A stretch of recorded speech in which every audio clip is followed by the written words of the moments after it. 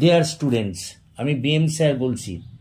দেখো, আজ আমরা একটা গুরুত্বপূর্ণ ক্লাস নিয়ে তোমাদের সামনে হাজির হয়েছি। এটি একাদশ শ্রেণীর সেকেন্ড সেমিস্টারের জন্য ক্লাস। তোমরা জানো যে তোমাদের এবারে ইংরেজিতে নন টেক্সচুয়াল গ্রামার থাকবে, এবং সেই কারণে নন টেক্সচুয়াল গ্রামার থেকে যে সমস্ত প্রশ্ন তোমাদের হতে পারে তার আমি কিছু স্যাম্পল তোমাদের এখানে তুলে ধরেছি। এইভাবে কয়েকদিন ধরে আমি বিভিন্ন সেট এই বিষয়ে দেব, যেখানে সব ধরনের গ্রামার তোমরা তোমাদের প্রয়োজনীয় গ্রামার পেয়ে যাবে, এবং আমি প্রত্যেকটা ব্যাখ্যা করে দেব। দেখো, প্রথমেই আমরা যেটা দিয়েছি, he dash a cycle from Baguihati yesterday. এখানে বলা হয়েছে চুজ দ্য কারেক্ট অল্টারনেটিভস। তোমাকে অনেকগুলো অপশান দেওয়া হয়েছে, বাইজ, ইজ বাইং, বট, নাও, নান। এর মধ্যে কোনটা হবে? দেখো, এটা দেখতে পাচ্ছ পাস্ট টেন্সে, তাই নাকি? এই যে ইয়েস্টারডে আছে, দেখো, তাহলে নিঃসন্দেহে এখানে ভার্বটাও পাস্ট টেন্সে হবে। তাহলে এখানে হবে he bought a cycle from Baguihati yesterday. তারপরে দেখো, dash you taken your dinner today. বোঝো, তুমি কি আজ তোমার ডিনার গ্রহণ করেছো? দেখো, এটা প্রেজেন্ট পারফেক্ট টেন্সে আছে। এই যে দেখছো, মূল ক্রিয়ার থার্ড ফর্ম আছে এখানে, টেকেন, টেক, টুক, টেকেন। তাহলে এখানে কোনটা হবে? হ্যাজ হবে, না ডিড হবে, না হ্যাভ হবে, না ডু হবে? তোমরা সকলেই জানো যে প্রেজেন্ট পারফেক্ট টেন্সে সাহায্যকারী ক্রিয়া হিসেবে হ্যাভ অথবা হ্যাজ নিতে হয়। তো যেহেতু এটা প্রেজেন্ট পারফেক্ট টেন্সে আছে, তাহলে এখানে হ্যাজ অথবা হ্যাভের মধ্যে কোনো একটা হবে। তো যেহেতু কর্তা ইউ, সেখানে তো হ্যাজ হতে পারে না, সেই কারণে সেখানে হবে হ্যাভ। তাহলে কারেক্ট আনসার হবে have you taken your dinner today. পরেটা দেখো, Ramen dash to school every day. এবার তোমাকে এখানে অপশান দেওয়া হয়েছে গোজ, ওয়েন্ট, গান, নান। রমেন প্রত্যহ স্কুলে যায়, তো দেখো এটা প্রেজেন্ট ইনডিফিনিট টেন্সে আছে। আর রমেন যেহেতু third person singular number, present indefinite টেন্সে আমরা জানি যে মূল ক্রিয়ার সঙ্গে এস বা ইএস যোগ করা হয়। তাহলে এখানে হবে কারেক্ট আনসারটা Ramen goes to school every day. কতটা বোঝার চেষ্টা করো। পরেরটা দেখো, পরেরটা বলা হচ্ছে dash the newspaper daily, মানে তোমাকে খবরের কাগজ পড়তে বলা হচ্ছে। তাহলে এখানে কি হবে? রিড হবে, রিডস হবে, না ওয়াজ রিড, না নান? এটা তো দেখতে পাচ্ছ যে প্রেজেন্ট টেন্সে আছে, তাহলে রিড অথবা রিডস হবে, কিন্তু কর্তা হিসেবে তোমাকে বলা হচ্ছে। তো সেকেন্ড পার্সনের ক্ষেত্রে তো আর মূল ক্রিয়ার সঙ্গে এস বাই এস হয় না, তাহলে এখানে শুধু রিড হবে, read the newspaper daily. পরেরটা, our plan for going to Kashmir dash by the headmaster. কাশ্মীরে যাওয়ার আমাদের পরিকল্পনা হেডমাস্টার কর্তৃক বাতিল হয়ে গিয়েছিল। তো এখানে দেখো, were cancelled, was cancelled, is cancelling, cancelled, এ কথাগুলো আছে।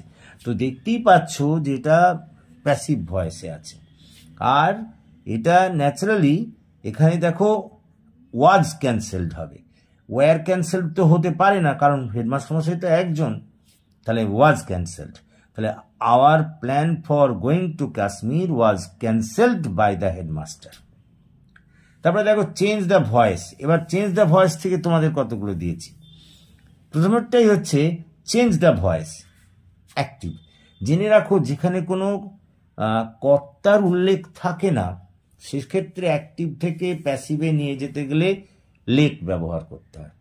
প্রথমে লেট, তারপরে অবজেক্টটাকে লিখবে, তারপরে বিভাগ, তারপরে সাবজেক্টটাকে নিয়ে অবজেক্ট করবে।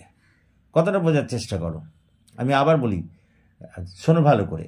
চেঞ্জ দ্য ভয়েস অ্যাক্টিভ, এখানে কোনো কর্তার উল্লেখ নেই, এরকম ক্ষেত্রে লেটকে ব্যবহার করতে হয়। প্রথমে লেট লিখবে, তারপরে অবজেক্টটাকে, যেটা অবজেক্ট আছে সেটাকে নিয়ে আসবে, সাবজেক্ট করবে, লেট দ্য ভয়েস, তারপরে একটা বিভাগ বসাবে, তারপরে মূল ক্রিয়ার থার্ড ফর্ম, এটা মনে রেখো, এখানে চেঞ্জ হচ্ছে মূল ক্রিয়া, তার থার্ড ফর্ম চেঞ্জড। কথাটা বোঝার চেষ্টা করো। তাহলে let the voice be changed. পরেটা দেখো, your books will be sold on Monday by your mother. দেখো এটা তো প্যাসিভ ভয়েসে আছে, বুঝতেই পারছো, উইল বি সোল্ড, তাই না, কি লেখা আছে। তাহলে এটাকে তোমাকে অ্যাক্টিভে নিয়ে যেতে হবে। তাহলে এখানে দেখো যে তোমার অবজেক্ট আছে ইয়োর মাদার, তাকে আগে নিয়ে এসো।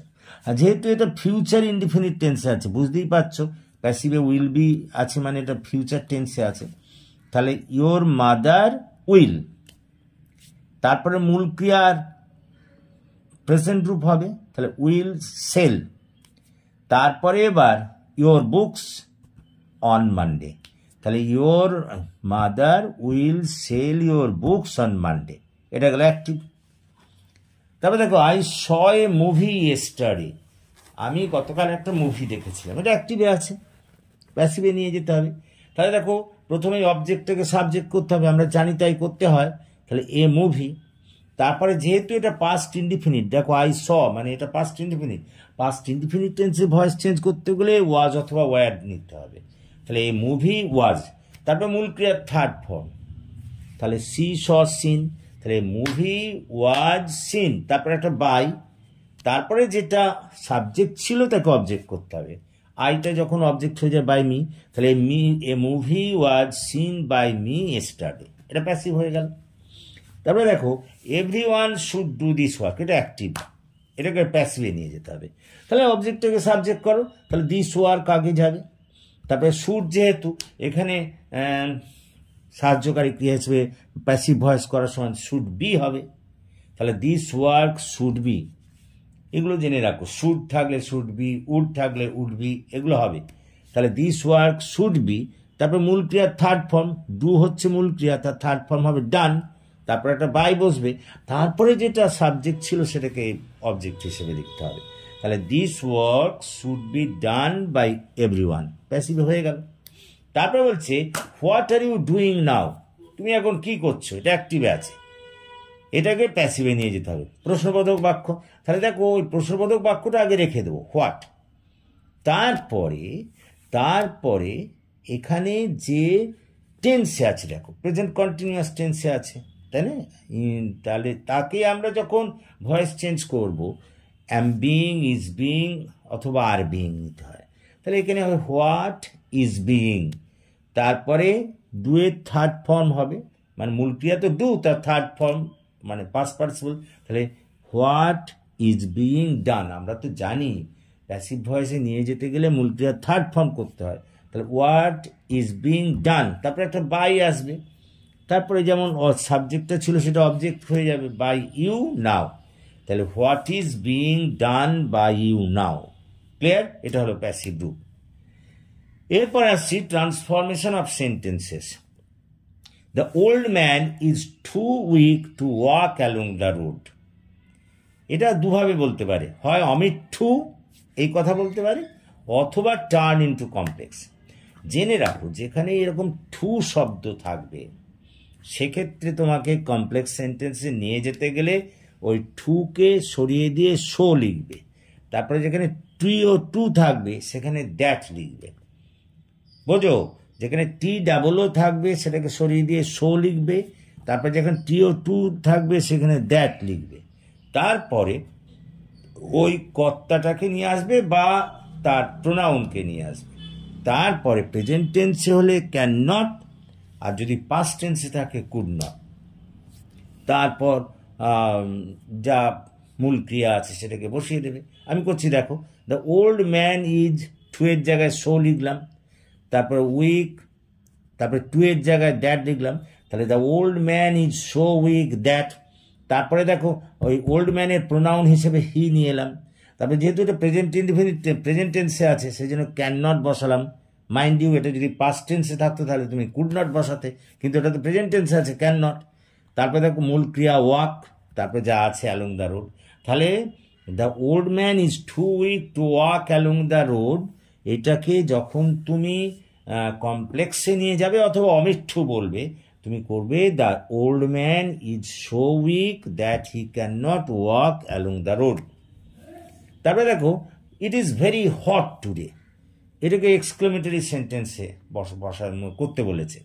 তো জেনে রাখো যেখানে ভেরি থাকবে সেখানে হোয়াট বা হাউ এক্সক্লেমেটরি সেন্টেন্স করতে গেলে নিয়ে আসতে হবে। তাহলে আমরা এখানে দেখো ভেরি আছে বলে এখানে হাউ নিয়ে এসেছি, তাহলে হাউ হট ইজ টুডে, কি গরম আজ, তাই নয় কি? তাহলে হাউ হট ইজ টুডে। তারপরে দেখো as soon as the teacher entered into the class comma the students became silent, এটাকে নেগেটিভ সেন্টেন্সে করতে বলেছে।